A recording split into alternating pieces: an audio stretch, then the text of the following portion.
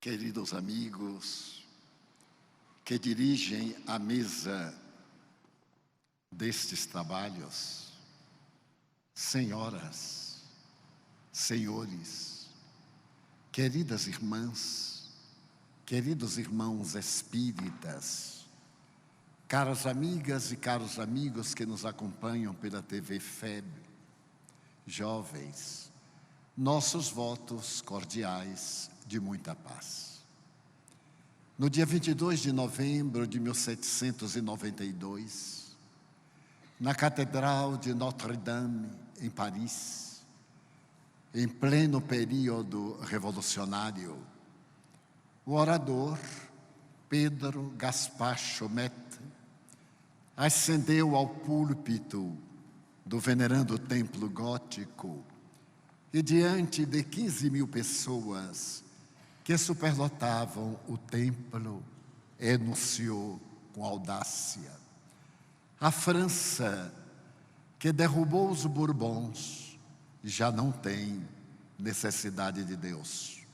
Para nós, Deus é uma figura desprezível que deveríamos deixar à margem e pensarmos apenas em nossa realidade. Logo depois, na convenção, o cidadão Jacques Duport levantou sua voz para dizer que a França, que pensava, não tinha nenhuma necessidade de qualquer manifestação religiosa.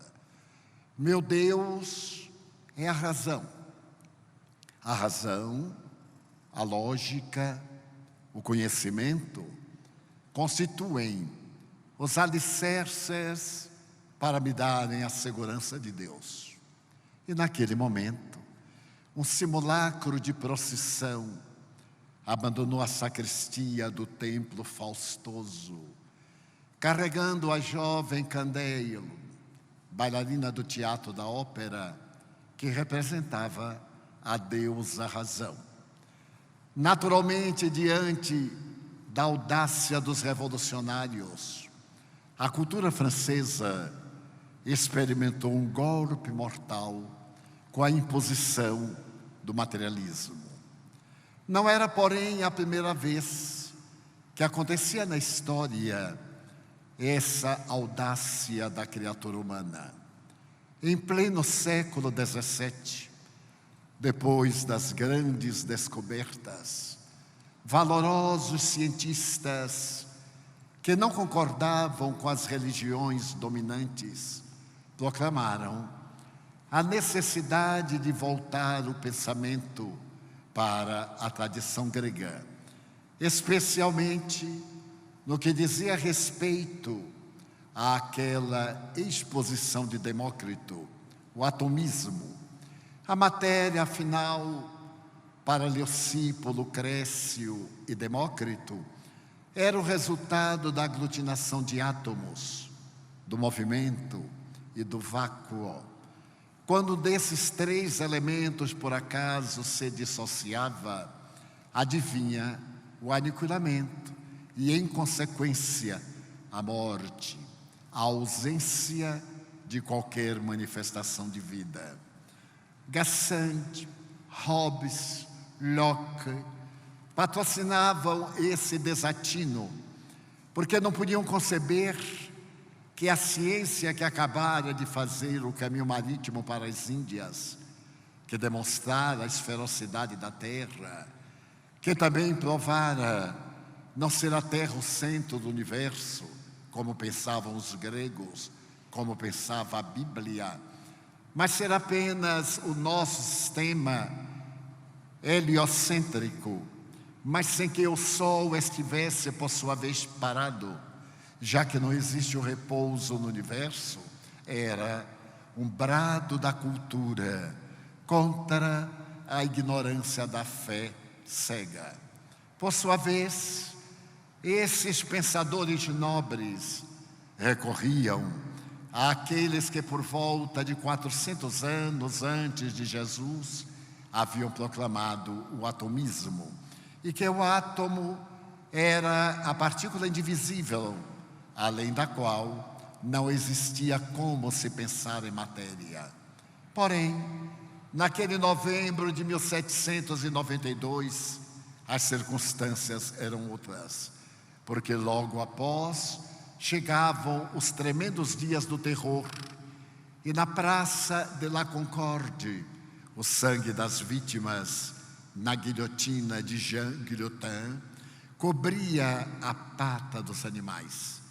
O terror tomara conta da França, o desvario se apossara das criaturas humanas, e o pensamento dos grandes filósofos, Voltaire, Condorcet, Diderot e outros, naufragara na intolerância de Marat, Danton e aqueles que preferiam a subjeção da massa e o seu atrevimento de governantes desvairados a qualquer possibilidade de uma filosofia dignificadora.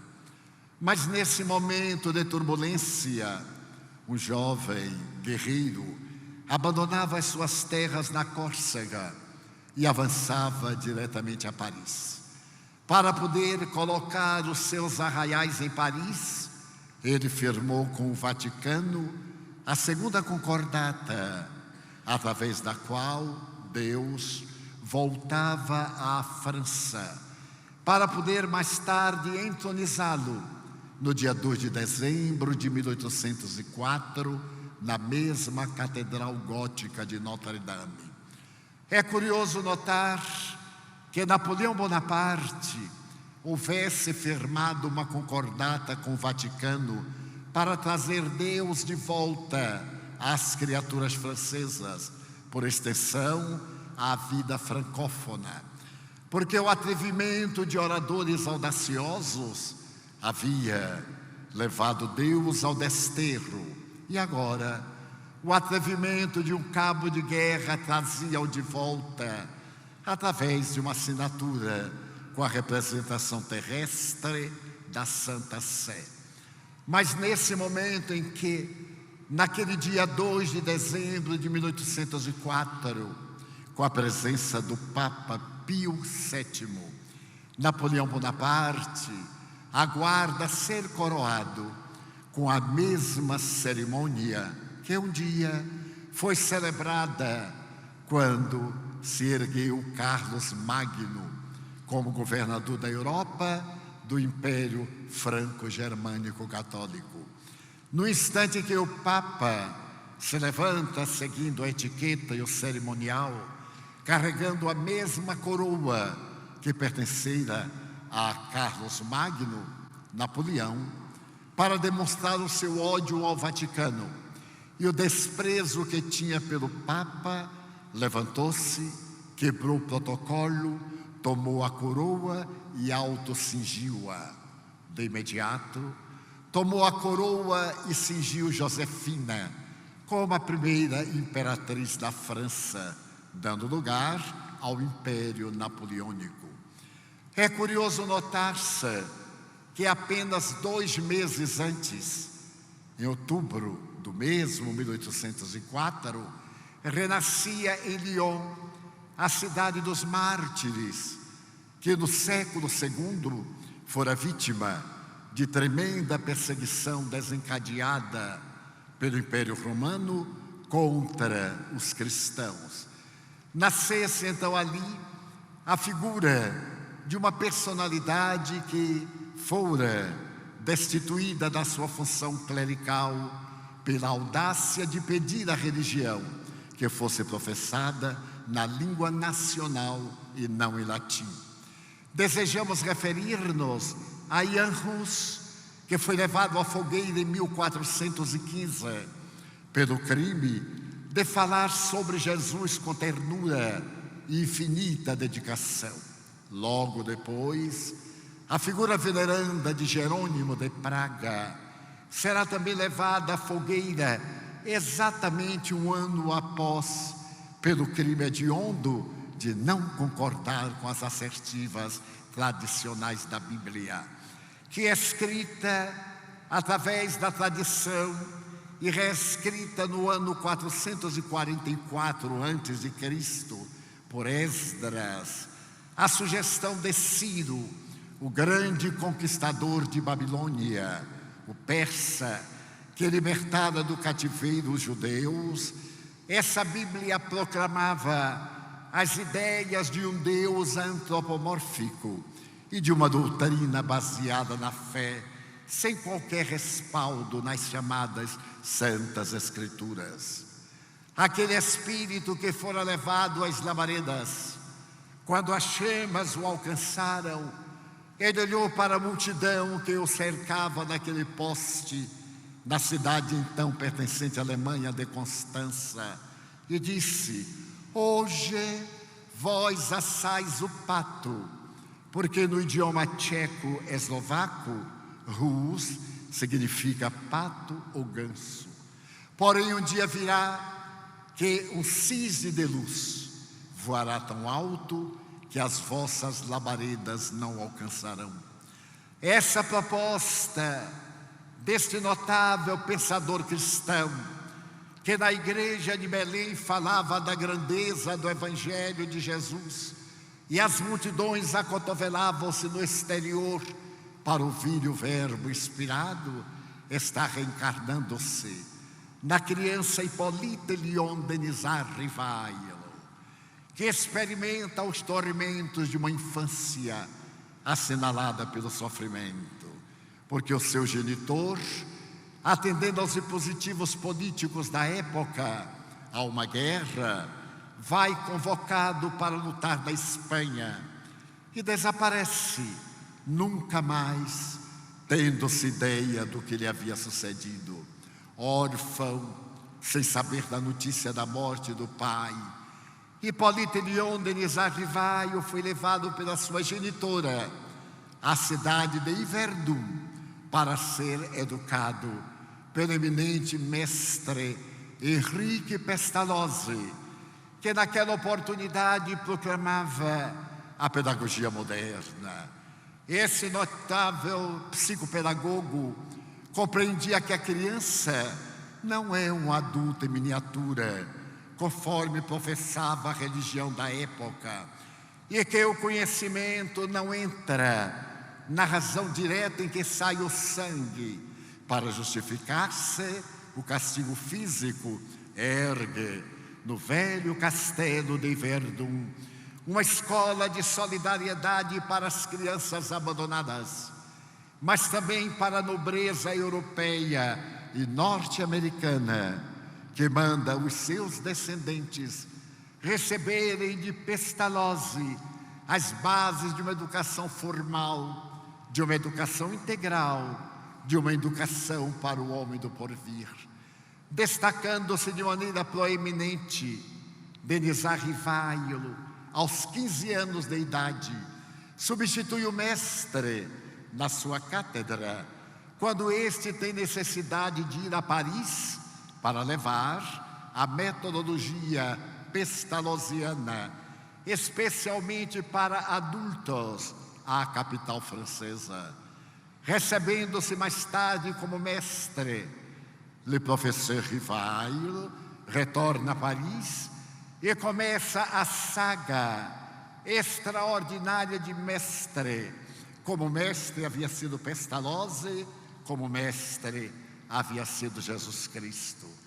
Mas o progresso é inevitável, e com a proposta de Napoleão Bonaparte a respeito do cristianismo de volta, também a intolerância, o desconhecimento das novas leis, a ciência que abandonava o empirismo e em pleno século XIX abria as portas à investigação de laboratório iniciante, terá a oportunidade de ver, no ano de 1815, graças a um certo Trestelon, o assassinato covarde de 15 mil protestantes atirados às águas do rio Loire, que permaneceram poluídas por mais de um mês.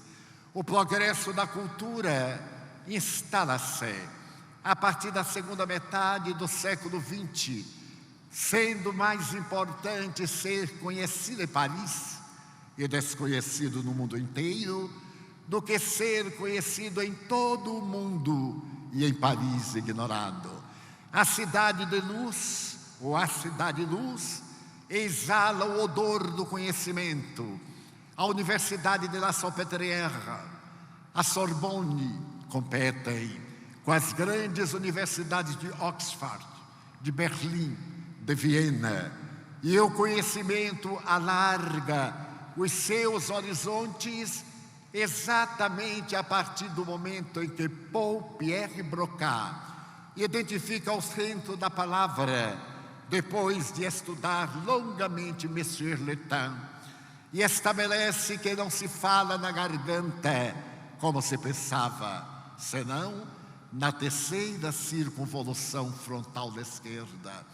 É o momento em que ele próprio, no dia 18 de abril de 1862, escreve à Sociedade de Antropologia, dizendo que o centro da palavra está radicado no cérebro e que ele daria 100.000 francos ouro a quem viesse desmenti-lo.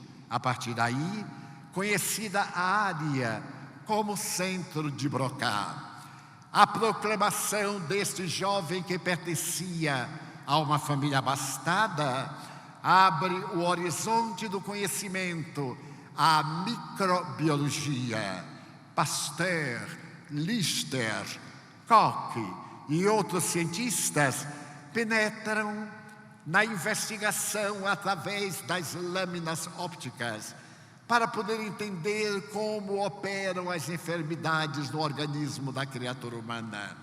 Por volta de 1880, La Salpêtrière é considerado um dos maiores centros de conhecimento do mundo, graças à personalidade ímpar de Jean-Martin Charcot, que se utiliza da hipnose para entender a procedência de enfermidades que não têm natureza física e, no entanto, perturbam o organismo físico, para poder entender as somatizações e, particularmente, a esquizofrenia, a histeria, a epilepsia. Nesse momento, 1880-1885, em Viena, o eminente psiquiatra e neurologista Sigmund Freud examina os seus pacientes para poder compreender a problemática dos desvios sexuais. Todos eles, condenados pela religião dominante, merecem de Freud o desprezo. Quando ele percebe que a criatura humana não é um ser divino, é um ser animal, que depende principalmente dos impulsos da libido, mas não apenas da libido sexual, dando lugar a que 3 eminentes químicos alemães, Büchner, Carlos Vogel e Moleschott, asseverassem que a alma é uma sudorese cerebral, da mesma forma que os rins secretam a urina e o fígado produz a bilis, a alma é uma secreção do cérebro, e as gargalhadas povoam o universo, onde Freud recebe das mãos de Charles Richer, em 1885, o Traité de la Métapsychique Humana, a obra que se há de transformar num clássico da investigação paranormal, apresentada pelo eminente sábio francês, considerado a maior personalidade cultural da França no século XIX. Prêmio Nobel de Fisiologia. Pela sua grande contribuição para essa doutrina, Charles Richer havia pesquisado desde 1772 a probabilidade de haver uma vida depois da vida física. A princípio, utilizando-se das experiências de César Lombroso na Itália, de William Crookes na Inglaterra e de alguns investigadores na França com médiuns extraordinários, Richer apresenta várias teorias que precisam base para negar a imortalidade da alma. Porém, naquele ano de 1772, quando William Crookes começa a pesquisar a mediunidade de Florence Cook, a menina que materializa o espírito Kate King, que se apresenta com toda a forma humana, com as pulsações, com a temperatura, que pode ser fotografada, que tem as vestes rasgadas e recompostas, que é uma antítese daquela de quem se utiliza a energia fluídica, isto é, o ectoplasma, para produzir o fenômeno dito de ectoplasmia. William Crookes torna-se o maior cientista da Inglaterra por haver descoberto os raios catódicos. A física newtoniana experimenta um combate na sua intimidade, porque logo depois Arthur Rutherford descobre os raios gama. As experiências vão levar à descoberta dos raios X e logo depois, graças à investigação na Sorbonne com a Peck-Blenda, a notável Madame Curie detecta a radiação atômica. As experiências avançam e quando raia o século XX, Alberto Einstein tem a oportunidade de lançar, por volta de 1905, a sua notável teoria do tempo e do espaço na equação, que marcaria a realidade de um mundo novo e as experiências em torno da física, agora denominada quântica ou das probabilidades, denunciam que não existe matéria. A escola de Copenhague, apresentando a teoria da complementaridade, as experiências de Oppenheimer e de outros investigadores, dizendo-nos que somente existe a energia, que matéria é energia resfriada e energia é matéria desagregada. Horizontes imensos nesse campo abrem-se para a investigação do fenômeno da imortalidade da alma. Esse momento glorioso, digamos, por volta de 1920, quando o príncipe de Broglie contribui também para outras teorias, e a física apresenta horizontes inimagináveis a respeito do ser, dizendo que antes era necessário ver-se para crer-se. Agora não. Agora é necessário crer-se para poder ver-se, porque praticamente tudo quanto nós vemos não existe conforme nós vemos, senão como os átomos nos dão a aparência. E a ciência agora abre os horizontes para as doutrinas novas, porque a metapsíquica de Charles Richer irá abrir espaço em 1932 ao surgimento da parapsicologia. Por volta de 1950, quando a parapsicologia prova que existem fenômenos objetivos, materiais, e fenômenos subjetivos, espirituais, conforme os classificara o egrégio codificador da doutrina Allan Kardec, em 1861, ao publicar o livro dos médiuns, vê-se um renascer da doutrina apresentada por esse eminente mestre, que se oculta sob o pseudônimo de Allan Kardec, proclamando, desde o dia 18 de abril de 1857, a era do espírito imortal, ao publicar o livro dos Espíritos, dizendo que a morte nada mais é do que uma porta que se abre na direção da vida, que a criatura humana é o princípio inteligente do universo, que o universo é constituído de 3 elementos: Deus, Espírito e matéria, e que Deus já não é aquele ser antropomórfico das nossas paixões, é a inteligência suprema do universo e a causa primeira de todas as coisas.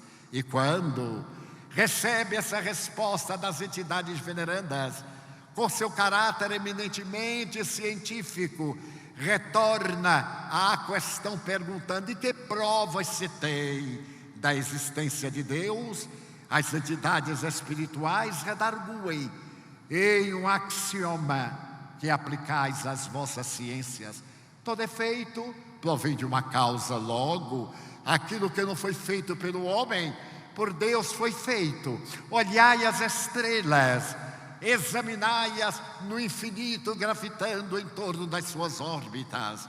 Penetrai nas partículas mínimas que constituem o universo. Hoje, 0,5% de matéria, de átomos, e tudo mais desconhecido, segundo a revista Nature, que ao completar 125 anos, a revista mais notável das ciências, elucida que nós ignoramos muito mais do que sabemos, e que 5 questões, diz a revista Nature, ainda não foram equacionadas pelos cientistas: a origem da vida, o porquê da vida, a constituição da vida nas suas múltiplas facetas. Então estamos diante do espiritualismo, que Allan Kardec denomina como espiritismo, uma palavra nova, porque para ideias novas, palavras novas. E ele propôs a palavra espiritismo, que é uma ciência que estuda a origem, a natureza, o destino dos espíritos e as relações que existem entre o mundo material e o mundo espiritual. Logo, dada esta questão, surge uma ciência para enfrentar o materialismo mecanicista e, lado a lado, através de uma metodologia específica, porque o espiritismo é uma ciência que tem a sua própria metodologia, utilizando-se da mediunidade humana, faculdade do ser humano, uma faculdade orgânica, que mais tarde a endocrinologia irá demonstrar ter sede na glândula pineal, quando se transforma em cristais e perde a sua função niveladora do sexo e da produção de determinados hormônios e substâncias. A ciência espírita vem demonstrar no laboratório da mediunidade que a vida é uma unidade. As múltiplas existências corporais dão-nos ensejo ao processo da evolução, desde o primatas homini até o homos virtualis da atualidade. Mas não é apenas uma ciência, porque no seu bojo existem as respostas para os grandes enigmas da filosofia. Quem sou eu? De onde vim? Para onde vou? Por que sofro?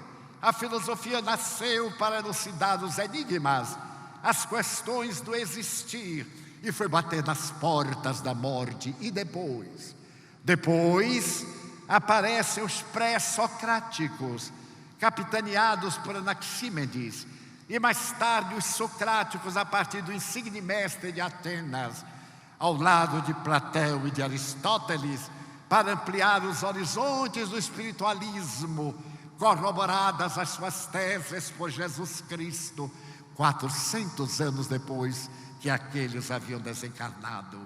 Mas então estamos agora diante de uma nova filosofia, a filosofia que explica ser Deus, esta suprema inteligência, e as criaturas criadas por Deus, pelo seu inefável amor, possuindo duas peculiaridades no seu processo de evolução: o livre-arbítrio e o determinismo.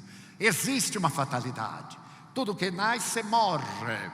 A nossa fatalidade é a perfeição, porque fomos criados pela divina perfeição, pelo amor, na expressão de João Evangelista.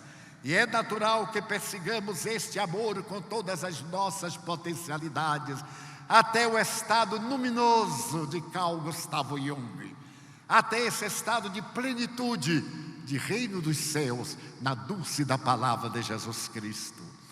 Enquanto você vai desdobrando a filosofia espírita, em o Livro dos Espíritos, em o Evangelho segundo o Espiritismo, ciência ao lado da religião, em o Livro dos Espíritos, em a Gênese, em o céu e o inferno, a ciência prossegue na sua busca vã e desesperada.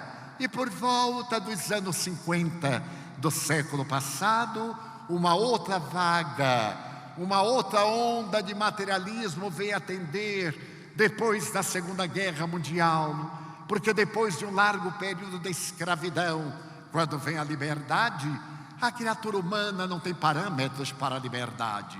E ao invés de tornar-se livre, torna-se libertina, como vem acontecendo com a mulher, que lutou bravamente no pretérito e no presente próximo, para ter dignidade que lhe foi tirada pelo machismo ancestral, como aconteceu com esse ser especial, constituído para a maternidade e para a vida, portadora de uma força intelectiva e moral superior ao homem, a partir dos anos 60, quando logra, depois dos grandes passos para votar, para ter o direito à cidadania e adquire a sua liberdade, ela, que agora atormentada tomba no desvario do sexo sem rumo, dos devaneios de natureza mental e moral, da competição sórdida com as paixões que os homens não conseguem abandonar, com as imperfeições que Allan Kardec chama com propriedade as más inclinações e Jung chama a sombra. Essa sombra que trazemos dos primórdios da evolução. É inevitável. Todos os anos de encarceramento rasgam-se e a liberdade torna-se libertina, para depois da grande decepção, da frustração, do vazio existencial, que se caracteriza pela depressão, pelo transtorno do pânico, pelos estados fóbicos, fazer a viagem de volta à dignidade feminina, aos valores éticos, à grandeza da maternidade, ao seio da família, como peça máxima da estrutura familiar, que é a célula da estrutura social. O Espiritismo vem então proclamar que é na família, como disse com muita beleza o Papa argentino, que é na família que estão as bases de uma nova sociedade e que os pais, os homens, está na hora de voltarem para casa, porque a educação não é tarefa exclusivamente da mulher. Melhor sendo-lhe ganhar menos e dar-se mais, a ganhar mais para dar muito e negar-se a dar-se a si mesmo, sem que a prole tenha exemplos e padrões de dignidade para seguir. Sua Santidade, conforme é chamado, está repetindo a questão 685 de O Livro dos Espíritos de Allan Kardec, quando ele fala da educação, mas não a educação que se adquire pelos livros, essa educação da memória, mas a educação moral, aquela que se aprende através do exemplo na intimidade dos lares, porque o educandário oficial instrui, o exemplo dos pais em casa educa, e os mestres continuam no trabalho da educação dos valores ético-morais.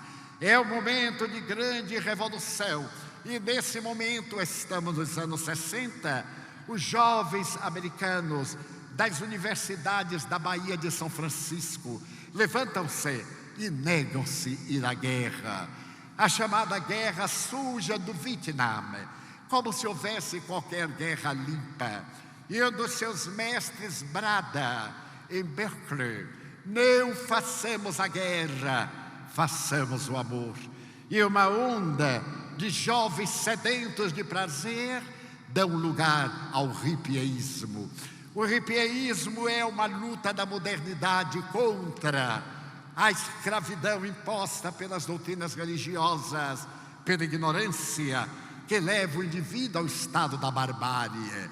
E surge o hipieísmo, que vai desaguar em Woodstock, naqueles 3 dias de rock, de sexo e de drogadição, cujo efeito irá explodir nos primórdios da década de 80, com o surgimento da AIDS, resultado da promiscuidade sexual, que nada tem a ver com o amor.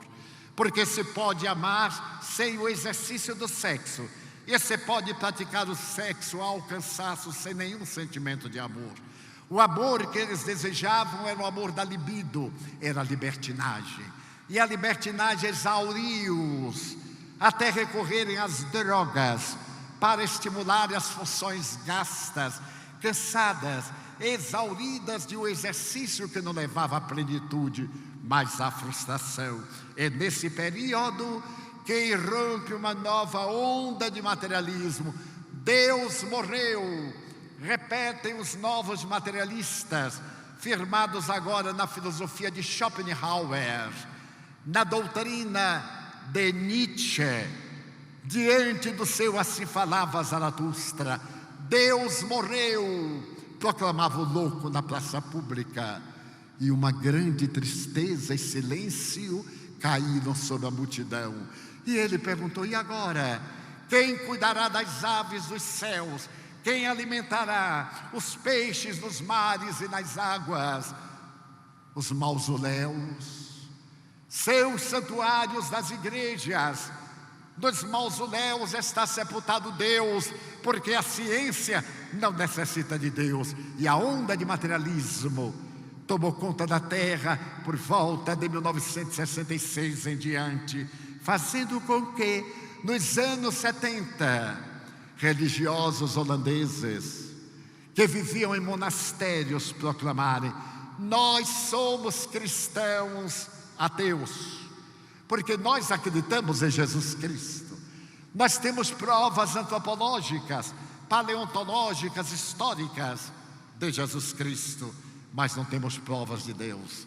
É nesse momento que uma anarquia toma conta da criatura humana.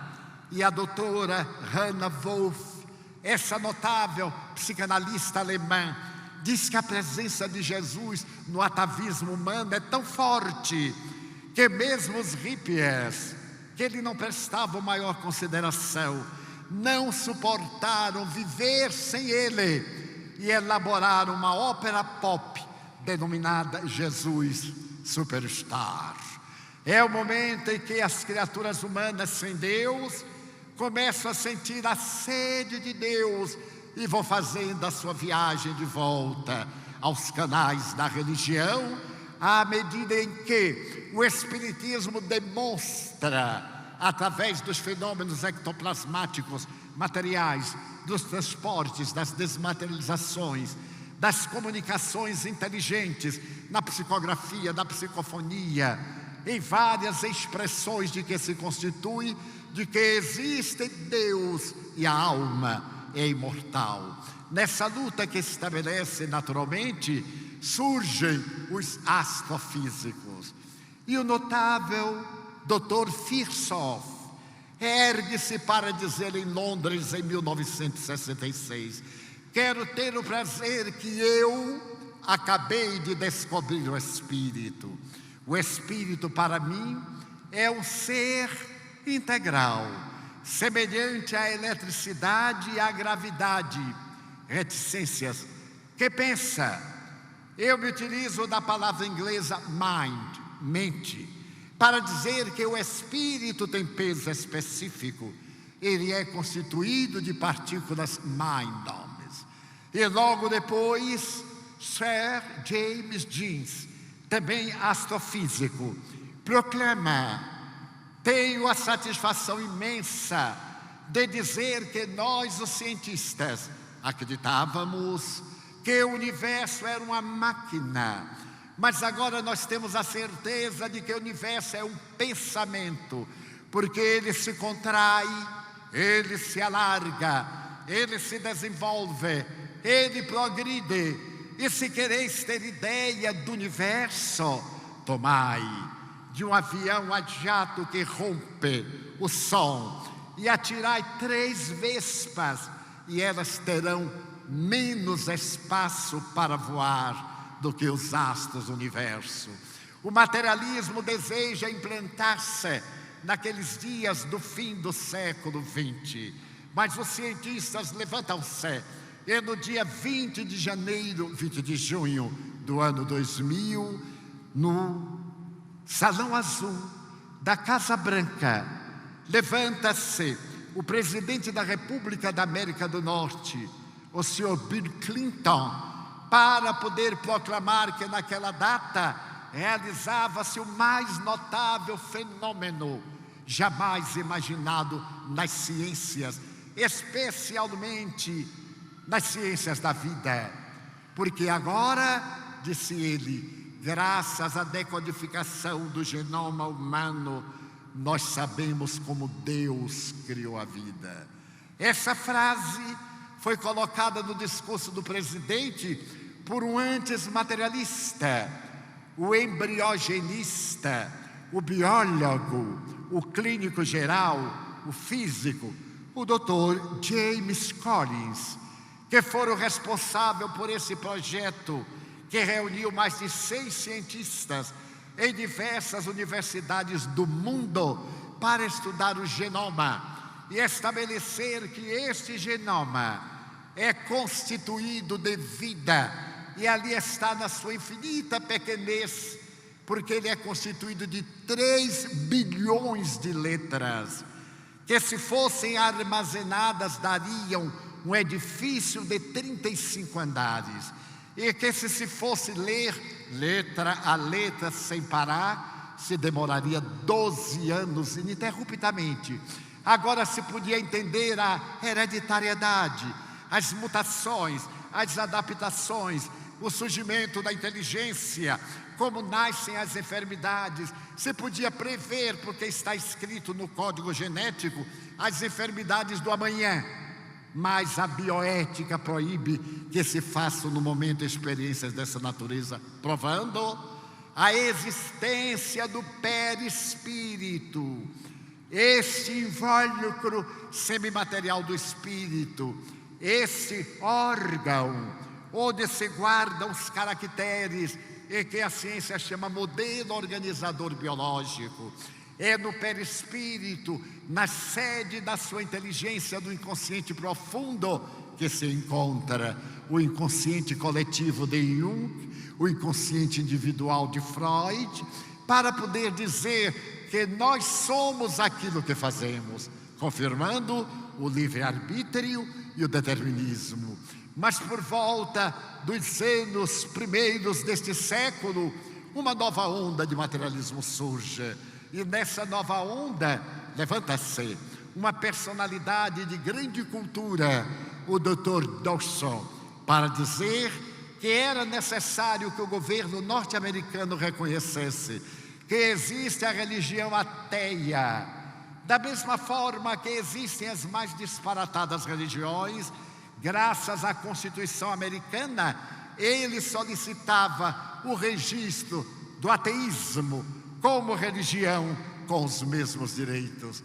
E surgiu então essa religião estranha, peculiar, que se espalha pelo mundo, dizendo que Deus é um mito, é uma ilusão, quando homens mais notáveis do que ele, como o Dr. Ben Alexander III, que tendo sido vítima de uma parada cardíaca, depois de um problema muito grave no cérebro, no momento em que se iam desligar os aparelhos, este homem, que é neuropsiquiatra, um dos maiores conhecedores do cérebro humano, vitimado por uma meningite que ataca uma pessoa em 100 mil, quando a família pede mais uma noite com os aparelhos ligados, no dia seguinte ele desperta e diz: eu estive no céu. É uma linguagem estranha para um grande cientista. A família acredita que ele delira. Estava 1 semana, 7 dias com morte cerebral. Não apresentava qualquer sequela. Estava absolutamente lúcido. E ele diz aos seus colegas o que eles conversaram durante o período. e que ele estaria aparentemente morto. Fala da viagem espiritual que fez a regiões de gozo, a regiões plenas, a regiões de sofrimento, como se houvesse lido a obra admirável Nosso Lar, de André Luiz. E utilizando-se de toda a denominação americana, ele fala do seu encontro com os mortos, aqueles de quem sequer recordava-se. Ele descreve como é o céu, entre aspas, e bem recentemente lança um segundo livro, O Mapa do Céu, para dizer que a nossa vida tem sentido, que nós deveremos dedicar-nos a essa busca do sentido que é a imortalidade. Enquanto o Dr. Dawson, ao apresentar Deus, um delírio, vai receber do eminente doutor Deepak Chopra a resposta numa obra extraordinária a respeito do porvir de Deus, demonstrando que uma tese materialista dessa natureza não tem lugar. Começa pelo nome ridículo da religião, espaguete voador, é o nome que lhe foi dado, e é o seu símbolo, é a pintura de Miguel Ângelo na Capela Sixtina, e que a aparência de Deus homem é substituída na cabeça por um caranguejo para poder ridicularizar a religião. E a palavra notável de Deepak Chopra vem demonstrar que o ser humano é eminentemente religioso, confirmando a doutrina extraordinária de um outro geneticista, que depois de estudar que nós temos 35 mil genes, e não 100 mil, como se pensava anteriormente, depois de os estudar profundamente e estabelecer uma regra muito curiosa, que a diferença de uma criatura para um rato, geneticamente, é que o rato faltam 300 genes para pensar conforme o homem. Quando eu li esse livro notável, O Gene de Deus, eu achei incompreensível o que vem ocorrendo no Brasil e no mundo. Muita gente tem aparência de gente, tem perna de gente, porém faltaram-lhe 300 genes. Por isso acontece a crise que nós estamos vendo em toda parte.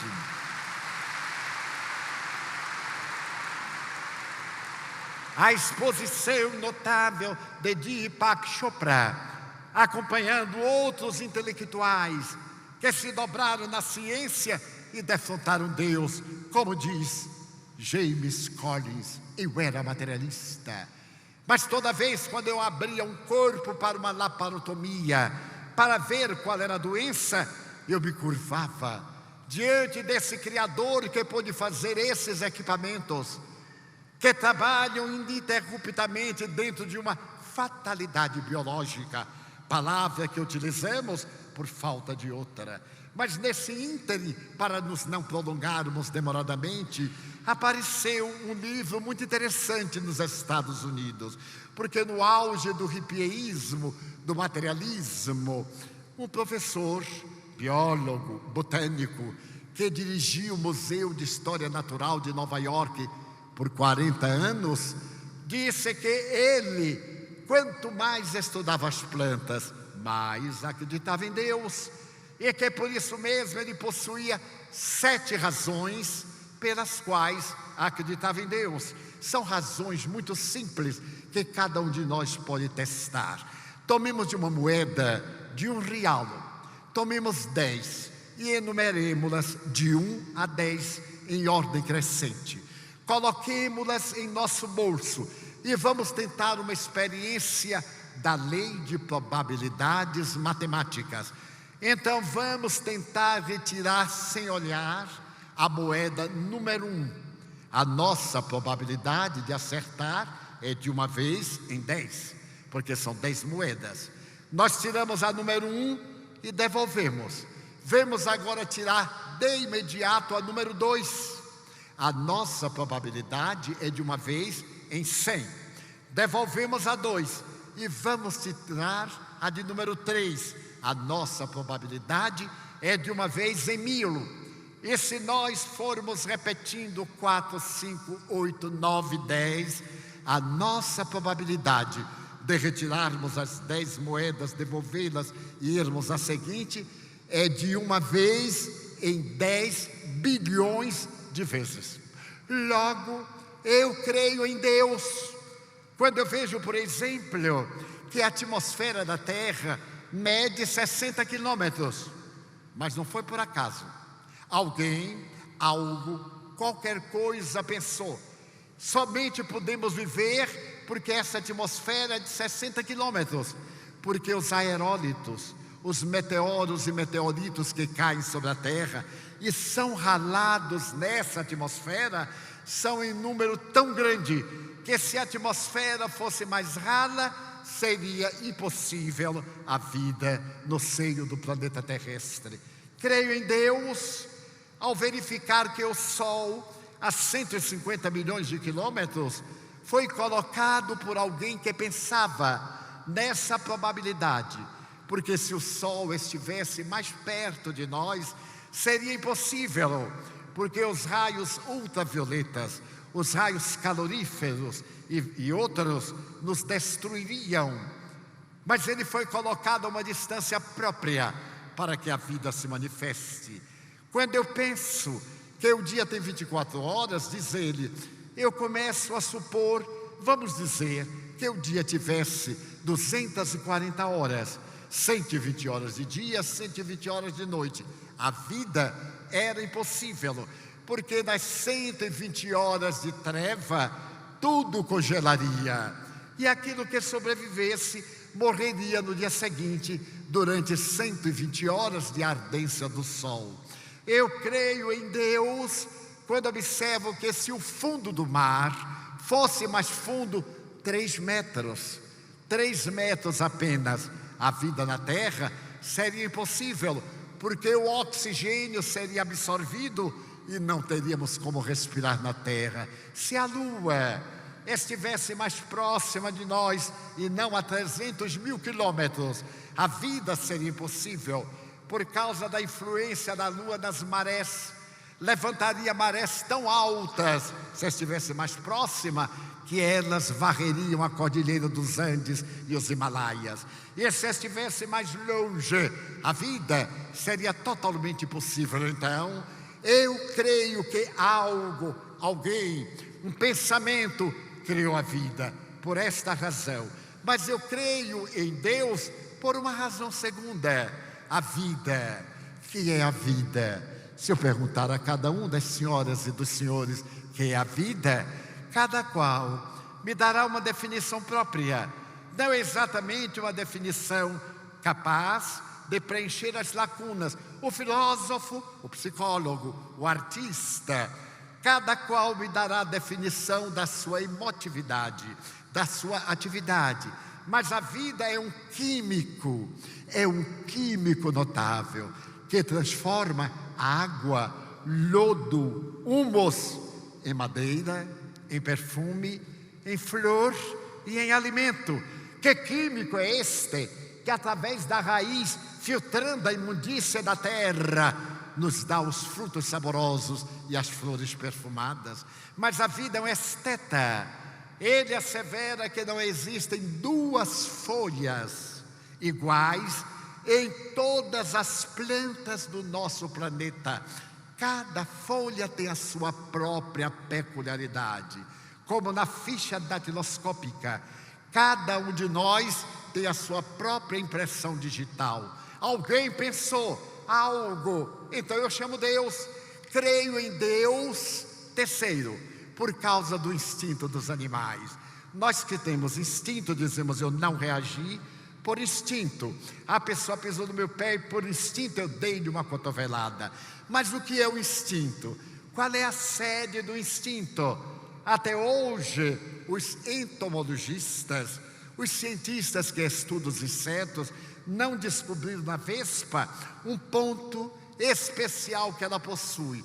Quando a vespa vai desovar, notem bem, ela sabe que vai morrer. Uma vespa nunca viu os seus descendentes, mas ela sabe também, pelo instinto, que os seus filhos já nascem adultos e com fome. Até parecem nordestinos brasileiros, nascem adultos e esfaimados. Então ela sabe uma outra coisa, que para as vespas recém-nascidas viverem, necessitam comer carne viva. Se comer carne morta, morre. Então ela faz uma viagem até encontrar um outro inseto, a encontrar um gafanhoto, um outro qualquer, e dá-lhe uma picada com tanta exatidão que o gafanhoto fica imobilizado. Os cientistas ainda não encontraram o lugar em que a vespa dá a picada. Ele fica paralisado, ela carrega-o, faz um buraco no chão, coloca-o, carne viva, e desova na parte do abdômen. Quando nascem seus filhos esfaimados, começam a comer o gafanhoto nas partes não mortais, não essenciais. Quando eles chegam à parte vital e o gafanhoto morre, eles estão em condições de buscar alimento para eles próprios. Que coincidência, que acaso inteligente foi este que pensou nesses detalhes. Mas se isso nos impressiona, o João de Barro das nossas florestas, quando chega o inverno, ele trepa nas árvores, certo de que a vida dos seus descendentes está salva. Porque no verão passado, ele colocou o bico na direção do vento e descobriu de que lado ia ventar no inverno. Então ele construiu a sua casa, colocando a porta no lado oposto dos ventos hibernais, porque senão os ventos do inverno matariam a sua prole. E nunca se enganaram. O que mata de inveja é o serviço de meteorologia, que a cada hora tem um mico na sua estrutura. Mas que ensinou quem? Como explicar? Mas se isso é perturbador, lembremos-nos das enguias. As enguias do mundo inteiro, quando vão reproduzir-se, morrem depois. E elas viajam de todas as águas terrestres na direção das Bermudas, as águas mais profundas do planeta. Ali desovam, ali morrem. E os seus descendentes, quando atingem a maturidade, viajam e vão para os lugares de onde saíram seus pais. E nunca ninguém encontrou uma enguia americana em águas europeias ou vice-versa. Quem lhes ensinou? O instinto. Mas o instinto vai além de uma inteligência primária, como disse o codificador, é quase uma inteligência embrionária. Mas eu creio em Deus por um quarto fator. Este fator é a própria vida, é a partícula que nos dá a existência. Nós somos hoje na Terra 7,250 bilhões de criaturas. Se formos reduzidos à célula inicial e acabarem-se todas as criaturas, nós cabemos no dedal de costureira. A humanidade inteira cabe no dedal de costureira. Em cada um desses elementos está a calvície, está a enfermidade que o vai vitimar, estão os elementos constitutivos da sua aparência. E se por acaso desaparecessem todos e ficasse apenas um desses elementos de um raio de sol, o heliotropismo faria que este elemento se dividisse em dois, a cisciparidade, se dividisse em 4, 16, e em apenas 11 bilhões de anos nós teríamos repovoado a Terra. Por isto eu creio em Deus, mas eu creio em Deus por uma quinta razão, que se chama inteligência. Somente através da inteligência que podemos imaginar, conceber essa causa cáusica que dispensa quaisquer informações, que pulsa neste universo que se expande, neste universo que se contrai. A inteligência é, portanto, o mecanismo divino que nos fala do seu Criador. Mas eu creio em Deus por uma sexta razão, a razão ecológica. Por exemplo, todos os insetos já nascem adultos e com fome. É uma peculiaridade do inseto, mas eles respiram através de tubos. E à medida que eles crescem, os tubos não crescem. Brasília é célebre pelas suas cigarras. Quando chega a época das queridas cigarras, que não deixa ninguém dormir nem viver, elas estão cantando, como se diz na minha terra, e então estouram de tanto cantar. Assim pensava eu, até o dia que eu li uma página de um entomologista dedicado a cigarras, que dizia que elas não cantam, elas não têm garganta, elas atritam a pata, é aquela patinha serrilhada que ao atritar tem essa música horrorosa, que ninguém aguenta mais. E à medida que ela cresce, o tubo não cresce, ela então morre por falta de ar. Não foi de cantar, foi por falta do oxigênio para viver. Mas não é por acaso. Alguém pensou, se por acaso os insetos crescessem e os tubos respiratórios também, não poderíamos estar aqui, porque bastavam 5 moscas e 3 formigas com o corpo de paquiderme para nos apavorar todos. Então, alguém pensou, os australianos tinham um país eminentemente continental e os ventos não permitiam que fosse um país agrícola. Há aproximadamente 40, 50 anos, os australianos tiveram uma ideia de transformar o seu país numa região agrícola. Mas era necessário barrar os ventos. De que forma? Pensaram e concluíram fazer sebes, cercas vivas, e procuraram uma palmácea, uma planta que pudesse servir de impedimento. E então fizeram cercas de palmas, que foi providencial a tomada da atitude, porque os ventos chegavam e batiam naquele obstáculo. As plantas nos seminários podiam ser cultivadas, as sementes, mas de repente aconteceu o não esperado. Na Austrália não havia inimigos comuns para esse tipo de planta. E então o que aconteceu? As plantas se multiplicaram, foram crescendo, foram expulsando os agricultores, tomando as terras, o vento levava o pólen, começaram a invadir as cidades, usaram lança-chamas, tratores, herbicidas, e as plantas continuavam multiplicando, ameaçando destruir a Austrália. Em um congresso de entomologistas em Sydney, alguém pensou, se nós achássemos um inseto inimigo da planta, que fosse um bom reprodutor, estaríamos então ecologicamente corretos. E começaram a procurar um besouro que gostasse daquela planta e que fosse um bom reprodutor. Eu duvido que vocês digam onde acharam. No Nordeste brasileiro. Acharam um besourinho brasileiro que só se alimenta daquela planta e que é um notável reprodutor. Levaram os besourinhos brasileiros, jogaram, e eles começaram a sua tarefa ecológica, alimentando-se dos cactos, e em breve veio um susto. Era tanto besouro que a Austrália ficou com medo de ser devorada pelos besouros. Deu-se o equilíbrio, porque ficaram besouros para cactos e cactos para besouro, e a Austrália é hoje este notável país, graças à lei da ecologia. Mas eu creio em Deus por um 7º fator, que se chama a imaginação. Só podemos pensar em Deus através de uma imaginação, utilizando-nos do abstrato para o concreto. Como conceber-se Deus?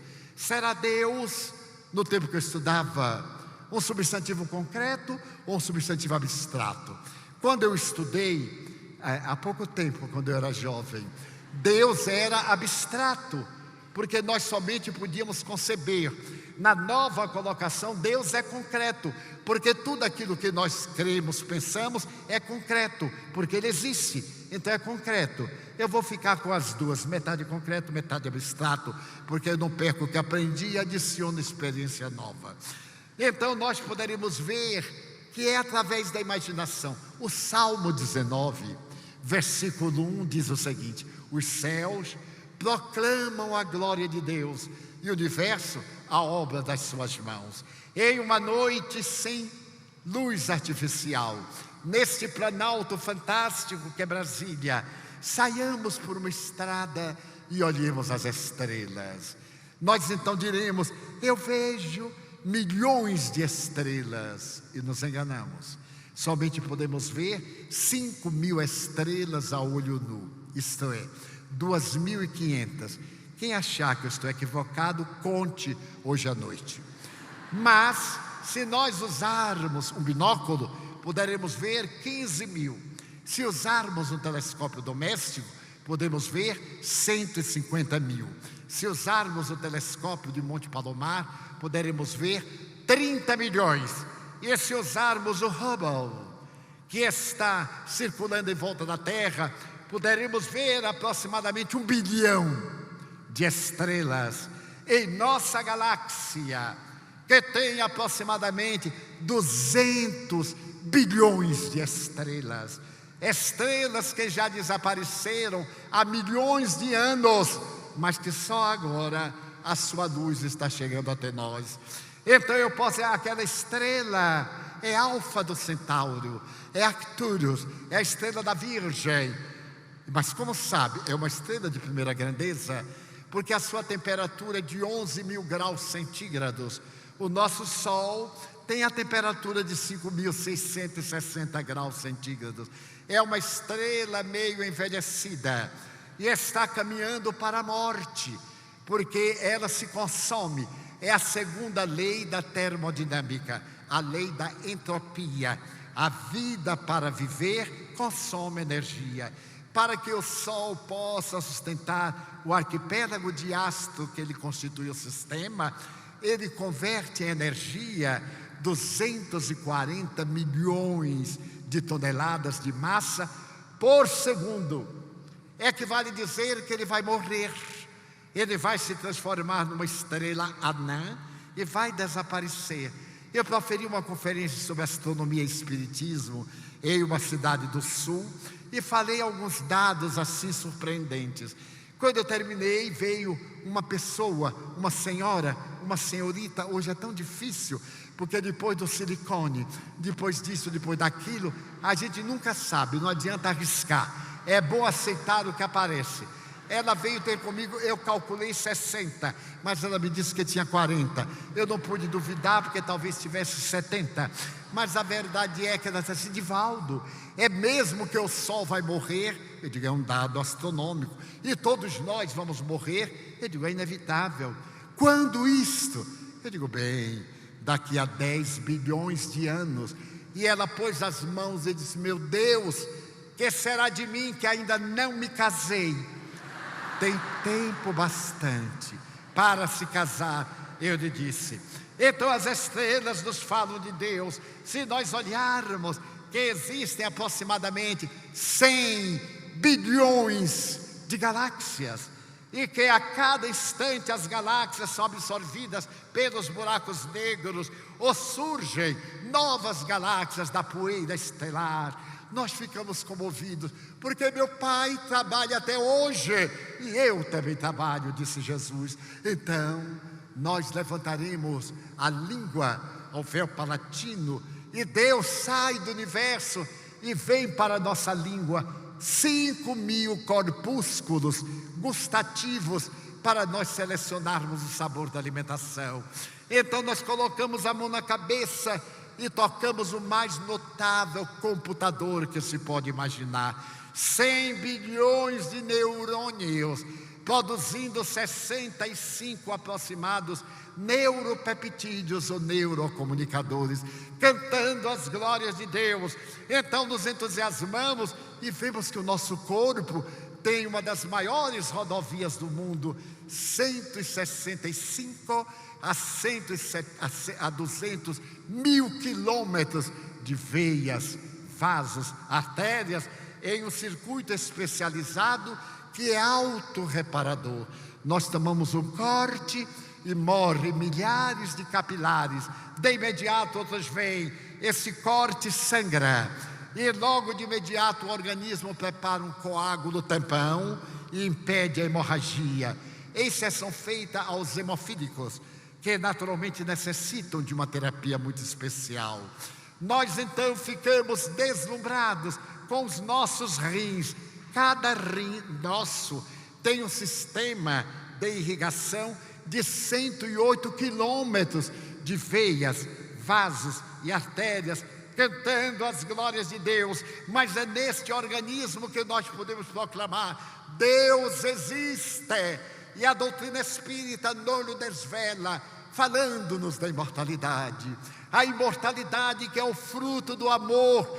Então, Deus desce das grandes galáxias, Ele se expande da intimidade das micropartículas humanas e Ele se torna o amor. Permitam-me narrar-lhes uma bela experiência que aconteceu nos Estados Unidos, em Palo Alto, na Baía de São Francisco, na Califórnia, onde residia o governador, que era senador da República e governador do estado. Esse homem era casado com uma das mulheres mais belas da época, porque ela era muito rica, era muito bela, era magra, já era magra, e tinha um filho. Seu filho era um encantamento, chamava-se Leland, a família Stanford. O senhor Stanford, governador e senador, casado com essa mulher extraordinária, adorava-a.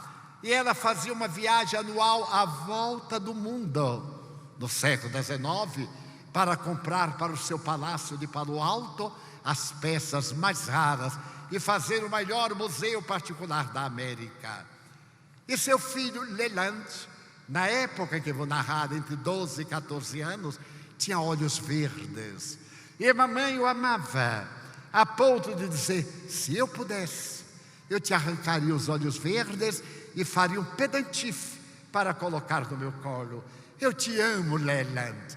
Mas madame era muito preocupada, tinha muitos deveres, era a primeira dama, estava sempre ocupada com os deveres sociais, com os compromissos, e raramente encontrava o filho. O palácio imenso em Palo Alto tinha toda uma ala para Leland. E quando as amigas lhe perguntavam: e Leland? Está muito bem. Ele tem uma aia inglesa, ele tem uma babá alemã e tem uma auxiliar americana e outra francesa. Ele tem tudo. Ele só não tinha mãe, mas às vezes nem faz falta, porque tendo coisas substituem, pensa-se, a realidade da presença humana. Mas ela até que o visitava uma vez por semana, almoçavam todos juntos, os pais e Leland. Porque quando Leland acordava, mamãe estava dormindo. Quando mamãe acordava, Leland estava na escola. Na hora do recreio, mamãe estava no cabeleireiro, na manicure e etc. Mas eles se amavam. Porém, Leland tinha um amor muito especial por madame. Madame possuía uma carruagem forrada a ouro. Quando ela saía pelas ruas de São Francisco, a inveja do populacho seguia-lhe as rodas.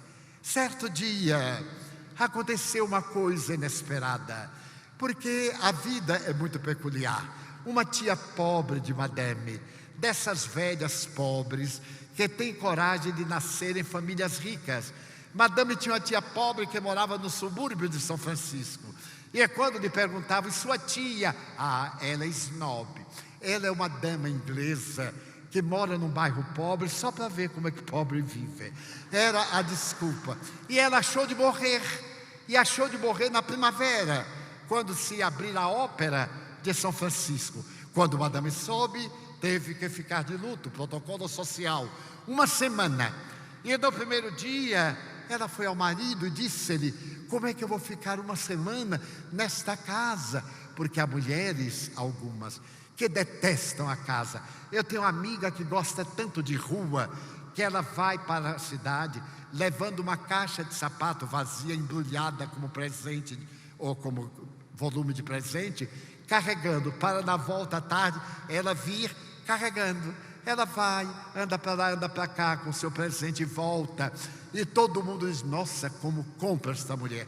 Toda vez que ela está de volta, cada dia um presente diferente. Ela deve ter uns 500 sapatos. Era como Imelda, aquela grande presidente da República, muito honesta, que tinha 3.000 pares de sapatos. Então, aconteceu que a velhota morreu e madame teve que ficar em casa. Então, não tendo o que fazer, ela correu ao marido: meu bem, o que é que eu faço neste museu? Tudo aqui me é familiar.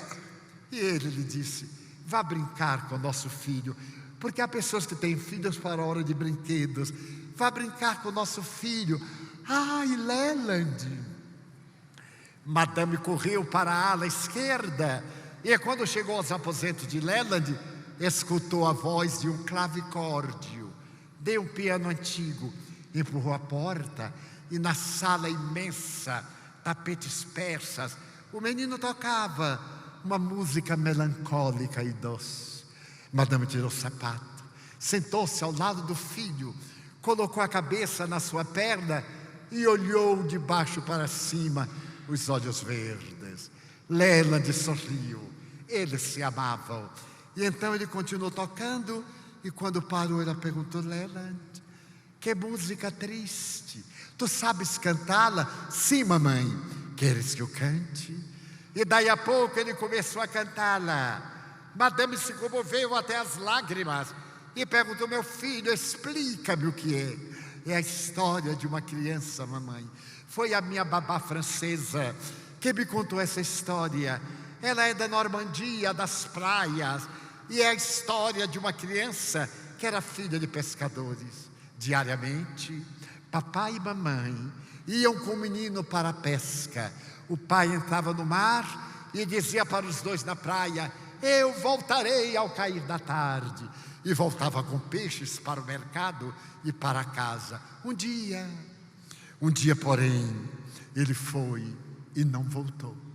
Não voltou à tarde, nem voltou no dia seguinte, nem na outra tarde. No terceiro dia, a mãe, com aspecto de louca, disse ao filho: espera por mim, fica aqui na montanha, eu vou buscar teu pai. As sereias roubaram-me, eu vou buscá-lo. E entrou no mar, até desaparecer. E até hoje o menino está contemplando a praia, sem que seu pai ou sua mãe venham ter com ele. Oh, Leland, é uma história muito triste. É, mamãe. E tu gostas? Sim, mamãe. Por quê? Porque se parece comigo. Eu sou o filho do pescador, aqui na praia, aguardando o domingo, quando o papai e você vêm ter comigo. E nos outros dias eu fico, e as sereias roubam-nos. Oh, Leland, tu sentes a nossa falta? Mamãe, Leland, eu vou reverter isso. Esta semana eu estarei contigo, Leland. E Madame descobriu que amor é convivência. Só se ama quando se convive. Nós temos entusiasmo, temos espontaneidade, apaixonamos-nos pelo ego do outro. Mas o amor é resultado do atrito, das boas e das menos boas e das más qualidades. Esse sentimento de união, de compaixão, de identidade, começou a brincar diariamente com Leland, a correr, até que Leland lhe perguntou na sexta-feira, 5 dias depois: mamãe, você agora fica o dia inteiro em casa. Por quê, mamãe? Porque estamos de luto, meu filho. Mas que é luto? É que morreu uma tia nossa, e o protocolo exige que nós cumpramos o dever de ficar recolhidos, tristes pela morte do nosso antepassado ou do nosso familiar. Mamãe, quer dizer que toda vez que morrer uma tia, você fica em casa 8 dias? É, Leland. Mamãe, quantas tias você ainda tem, mamãe? Não é isso, Leland. E no sábado, uma amiga de Madame, também fútil, foi até ela e disse: descobri uma forma de retirar-te deste presídio. Descobri que em São Francisco há um orfanato. Aqueles miseráveis, aqueles desagasalhados, aquela gente sem teto, há um orfanato miserável. E eu descobri que tu podes visitar o orfanato. Eu vou comunicar à imprensa e os jornalistas colocarão: Madame Stephan, com o coração estraçalhado de dor, foi fazer a caridade aos órfãos. Ai, que maravilha, porque caridade para muita gente é a nota do jornal, E no dia seguinte, Madame, na sua carruagem de luxo, com 2 funcionários de livrée, carregando bandejas de prata com doces, guloseimas, ia dar partida, quando apareceu na escadaria do palácio, Leland. Leland estava de roupa de veludo azul, com um chapéu e uma pluma, parecendo uma tela de Gainsborough. Madame então perguntou-lhe agora, ela o amava: Leland, queres vir conosco? Oh, mamãe, desceu a escada correndo, abriu a porta, entrou na carruagem, bateu a porta, ela deu sinal, a carruagem avançou, e ele perguntou: mamãe, aonde vamos? A um orfanato, Leland. Ah, mamãe, e que é um orfanato? Ué, tu não sabes o que é orfanato? Não, mamãe, lá em casa nunca se pronunciou esta palavra. Ora, Leland, orfanato é um lugar de órfãos. Mamãe, e que são órfãos? Meu Deus, as professoras de hoje não ensinam mais nada. Órfãos, órfãos. Bem, quer dizer, órfãos. Órfãos são esses moleques de rua, esses miseráveis, esses abandonados, essas crianças que não têm pais e não têm mães. Mamãe, e aqui em São Francisco, existem crianças que não têm mães e que não têm pais. Existem, Leland. Mas mamãe, não é papai o governador? Lá em casa se atiram pães aos cães. Eu não tenho apetite. A comida é demais, porque não se dão os pães às crianças sem mães? É política, meu filho, não te envolvas, não te envolvas. É política. Teu pai sabe o que está fazendo. Mamãe, não ter mãe e não ter pão. A carruagem chegou à porta do orfanato. Os órfãos saíram. Eles são iguais no mundo inteiro, mal cuidados, o cabelo desgrenhado, a dentadura à mostra, a testa larga, maltrapilhos, sorridentes ou melancólicos, indiferentes ou agressivos. E ali estavam, quando Lela viu, disse: mamãe, as crianças. Correu depois de abrir a porta da carruagem, saltar, e perguntou primeiro: como é seu nome? John? Oh, John. Ele pegou uma bandeja de prata e ofereceu guloseimas. E como comem os órfãos? Comem com a boca, com o estômago, com as mãos, com os pés, guardam na roupa, no bolso, no paletó. E ele ficava encantado. Seu nome? Mary. Seu nome? Peter. Seu nome? Mamãe, olha para os órfãos. Pegou outra bandeja. Madame achou que era demais. Leland, vem cá. Eu não te quero misturado com esta ralé. Esta aí é a borra da sociedade. Tu és o filho do senador Stanford, o homem mais rico da América. Tu és o nosso herdeiro, Leland. Vamos, eu já fiz a caridade. Mamãe, 1 minuto. Não, Leland. Não te quero misturado a esta ralé. Entra. Leland debruçou-se na porta da carruagem e disse aos órfãos: eu voltarei. Não, Leland, não voltaremos aqui mais nunca. Mamãe, você não sentiu um certo odor que vinha lá de dentro? Sim, meu filho. Mamãe, eu queria lhe pedir um favor. Você lembra que no Natal meu padrinho me deu $1.000? Estamos em 1895. Ele me deu $1.000. Eu queria dar os $1.000 para os órfãos. Não, Leland, esse dinheiro é teu. E o teu pai colocou no banco numa caderneta especial. Mamãe, $1.000. Que são $1.000 para nós? Esse seu colar de pérolas custou 600 mil. E você tem outros? Não, Leland. Mas mamãe? Não, Leland. Chegaram a casa. Leland puxou a mãe até a janela do seu apartamento e perguntou: mamãe, de que lado está o orfanato? Ali, mais ou menos ali. Então é ali que estão os meus irmãozinhos, os órfãos. Leland, tu deliras, tu não tens irmãos. Mamãe, eles não têm mães. Eu tenho mãe, então eu posso ter irmãos. Não, Leland, eu te proíbo que repitas essa frase. No dia seguinte: mamãe, de que lado está o orfanato? Ali, Leland. Então, Então é lá que estão Leland. E no terceiro dia, e no quinto dia, e ela dizia: não me repitas, eu deploro ter te levado para ver os miseráveis órfãos. Leland adoeceu. Adoeceu, passou a ter febre e foi chamado médico. O médico examinou-o detidamente, fez-lhe perguntas e ele disse que tinha saudade dos órfãos.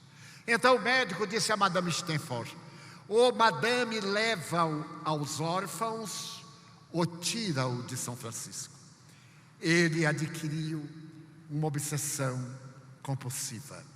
É necessário levá-lo. Não o levarei. Eu o retirarei de São Francisco. Faremos uma viagem à Europa, mas ao orfanato nunca mais. Então Madame preparou-se e uma semana depois tomava um paquete na direção de Barcelona, em pleno mar.